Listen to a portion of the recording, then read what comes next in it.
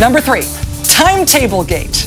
The UN mandate for the presence of U.S. troops in Iraq expires at the end of this year, and Iraq is not hot to renew that. So if that UN mandate expires, what's the new legal basis for U.S. troops staying in Iraq? Well, the White House wants a long-term country-to-country agreement between us and the Iraqis. The Iraqis so far are also not so hot on that idea. And today, the Iraqi Prime Minister went one step further. Mr. Bush, for years, had told us that Democrats would help the terrorists by setting a timetable for U.S. withdrawal from Iraq. But the Iraqi Prime Minister today said Iraq is, quote, looking at the necessity of terminating the foreign presence on Iraqi lands, end quote. He said either the U.S. should agree to depart from Iraq or should agree to a timetable by which we will agree to depart.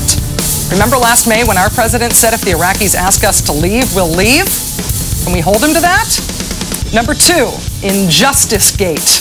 The Department of Justice's Office of Professional Responsibility has the job of policing the Justice Department's 10,000 lawyers. Under Janet Reno, Justice began releasing the results of that office's internal investigations, exonerating some prosecutors, revealing when others crossed the line. The Los Angeles Times has investigated how the Office of Professional Responsibility has done its job during a time of wall-to-wall controversy, when federal prosecutors have been involved in interrogation policy, wiretapping policy, allegations of political prosecutions, and more. They found that unlike the Reno years, the Gonzales-Mukasey Justice Department won't say whether a single prosecutor did anything out of bounds in any of those scandals. In fact, it was only last month that the office released its mandatory annual public report for 2005. And number 1, Slow Learner Gate. During the Clinton-Bush presidential transition, Mr. Clinton and his top aides told Mr. Bush and his top aides that Al-Qaeda would be and should be priority number 1.